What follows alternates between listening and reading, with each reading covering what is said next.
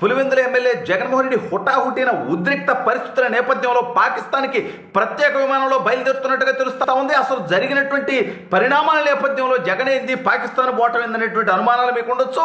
దానికి సంబంధించినటువంటి పూర్తి వివరాలు కూడా నేను ఈ వీడియోలో అందించేటువంటి ప్రయత్నం చేస్తాను. అంతకంటే ముందుగా ఇప్పటివరకు మన ఛానల్ సబ్స్క్రైబ్ చేయని వాళ్ళు ఖచ్చితంగా సబ్స్క్రైబ్ చేయండి. ఇక విషయానికి వస్తే మన పులివెందుల పులకేశ్ గురించి మనందరికీ తెలిసినటువంటి విషయమే. ఇతనికి శవం కావాలి. ఇతను ఆంధ్రప్రదేశ్కి రావాలన్నా, ఎక్కడికన్నా బయటకు రావాలన్నా, ప్రజల్లోకి రావాలన్నా జగన్మోహన్ రెడ్డి అనేటువంటి వ్యక్తికి శవం కావాలి. ఇతని సతీమణి భారతిరెడ్డి గారు, ఆవిడ మహిళ కాబట్టి ఆవిడని వేరే విమర్శలు చేయలే కానీ మనం, బట్ ఆవిడ రాసేటువంటి సాక్షితో రాపించేటువంటి విషయపు రాతలు చూస్తే ఇంత రాతలు ఏంటి అనిపిస్తుంది. అయితే జగన్మోహన్ రెడ్డి ఏంటి నిజంగా హుటాహుట్టిని ఎందుకు పోతున్నాడు, పైగా ప్రత్యేక విమానంలో ఎందుకు పోతున్నాడంటే, భారత సైన్యం చేసినటువంటి మెరుపు దాడిలో పాకిస్తాన్ భూభాగంలో ఉన్నటువంటి 9 స్థావరాల మీద దాడి చేయడం జరిగింది. అందులో ఉగ్రవాదులు కొంతమంది మరణించడం జరిగింది. జైషే మహమ్మద్కి సంబంధించి కానివ్వండి, లష్కరే తోయబాకి సంబంధించి కానివ్వండి.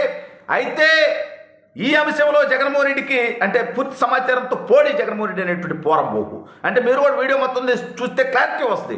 ఆడికి పోయి ఆడ మనిషి చచ్చిపోయాడు కాబట్టి భారత సైన్యం చేసింది ఇది ఒక దుర్మార్గం, పాకిస్తాన్లో ఒక ఉగ్రవాద నాయకుడిని చంపేయడం అనేది అరాచకం, ఉగ్రవాదులకి ఈ దేశంలో ఈ ప్రపంచకంలో స్థావరాలు ఉండాల్సినటువంటి అవసరం ఉంది అని జగన్మోహన్ రెడ్డి అనేటువంటి అవకాశం ఉంటుంది. ఎందుకంటే ఈ సైకో నిన్నటి రోజున తెలుగు రాష్ట్రాల్లో జరిగింది. కర్ణాటకకు సంబంధించినటువంటి కోర్టు తీర్పు అయినప్పటికీ తెలుగు రాష్ట్రాల్లో సంచలనమైనటువంటి సిబిఐ కోర్టు తీర్పు ఒకటి వచ్చింది.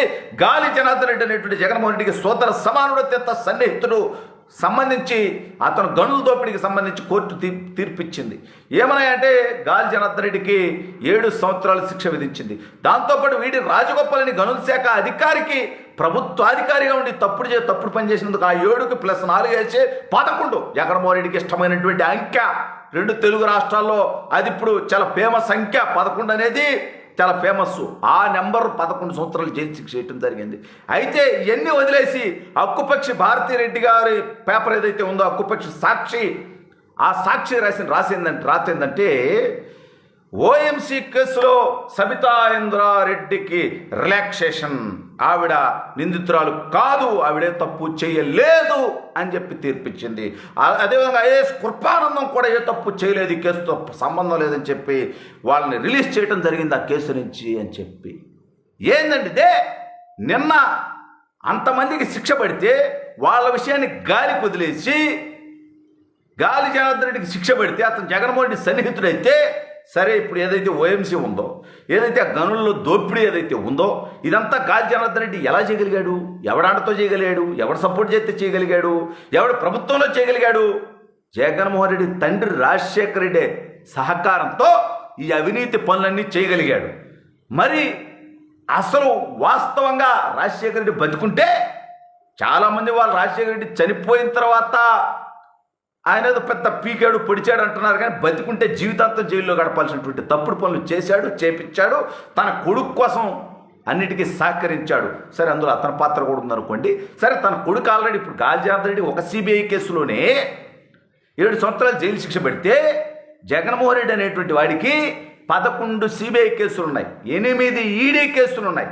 ఇక జగన్మోహన్ రెడ్డి అనేటువంటి వాడి జీవితం ఎంత అంటే, ఆల్రెడీ ముసలోడు వయసు మీరిపోయింది కదా, 53-54 వచ్చేసి ముసలుడు కదా. అంటే ఇతను చంద్రబాబు నాయుడు గారిని అంటాడు కదా, ఇతని కంటే 20 ఏళ్ళు పెద్దోడు కాబట్టి, మరి నాకంటే జగన్మోహన్ రెడ్డి 20 ఏళ్ళు పెద్దోడు కదా, మరి ఆ నేపథ్యంలో ఏమోటి జగన్మోహన్ రెడ్డి ముసలోడు అనాలి కదా. బట్ గౌరవప్రదంగా పులివెందుల ఎమ్మెల్యే జగన్మోహన్ రెడ్డి గారు నా మాట మనం అందలుచుకోవట్లే. వయసుతో మనకేం సంబంధం, ఎందుకు అతను అవమానించాలి అనేటువంటిది మన ఆలోచన. సరే, అన్ని పక్కన పెడదాం. అంటే సాక్షిలో శిక్ష పడితే గాలి జనార్దన్ రెడ్డి జైలుకు పోతుంటే దాన్ని వదిలేసి సబితా ఇంద్రారెడ్డి గారి క్లీన్ చిట్ అని చెప్పి హెడ్డింగ్ పెట్టి రాశారంటే, ఇట్లాగే ఇవాళ భారత్లో పహల్గామ్లో జరిగినటువంటి దాడి గురించి గాలికి వదిలేసి జగన్మోహన్ రెడ్డి కూడా అక్కడ ఒక ఉగ్రవాద నాయకుడు చనిపోయాడు పాకిస్తాన్లో, ఈ దుర్మార్గం ఆ శవానికి ఆ కుటుంబ సభ్యులకి నేను ఓదార్పు చేయాలని బయలుదేరేటువంటి నికృష్ట మనస్తత్వం ఉంటుంది. అంటే జరిగింది ఒకటైతే ఆపోజిట్ యాంగిల్ కదా జగన్మోహన్ రెడ్డి తీసుకునేది. కాబట్టి అంటే అతను పూర్తిగా సమాచారం తెలుసుకోడా అంటే తెలుసుకుంటాడు, కానీ తనకు అవసరమైన సమాచారమే రాస్తాడు. అదేవిధంగా ఇవాళ భారతదేశ ప్రజలందరూ ఒక తాటిపైకి వచ్చి పార్టీలకు అతీతంగా రాజకీయ నాయకులు కానివ్వండి, ప్రజలు కానివ్వండి, ఇవాళ సైన్యం చేసినటువంటి పనిని అభినందిస్తూ ఉంటే జగన్మోహన్ రెడ్డి ఖచ్చితంగా దానికి ఆపోజిట్ యాంగిల్ తీసుకుంటాడు. నాకు అనుమానం అతని మీద, అనుమానం కదా, అదే వాస్తవం కూడా. అందుకే పాకిస్తాన్ పోతాడేమో ప్రత్యేక విమానంలో, ఆ ఉగ్రవాది కుటుంబాన్ని పరామర్శిస్తాడేమో అనేటువంటి అనుమానం నాకు ఉంది. అనుమానం కాదు, అదే చేస్తాడు కూడా. ఇది దౌర్భాగ్యమైనటువంటి వ్యక్తి. అది చేయని వాడైతే మరి వీళ్ళ ఆధ్వర్యంలో నడిచేటువంటి హక్కుపక్షి సాక్షి పేపర్లో భారతీరెడ్డి గారు నిన్న ఓఎంసీ కేసుకు సంబంధించినటువంటి తీర్పుని గాలి జనార్దన్ రెడ్డికి చెప్పు దెబ్బగా అతను చేసినటువంటి అవినీతి పనులకి సిబిఐ వేసినటువంటి శిక్షగా చెప్పాలి. కానీ అలా చెబితే జగన్మోహన్ రెడ్డి మీద సిబిఐ ఉన్న కేసులు బతుకు కూడా బయటకు వస్తాయి కాబట్టి అవన్నీ కప్పెట్టేశారు.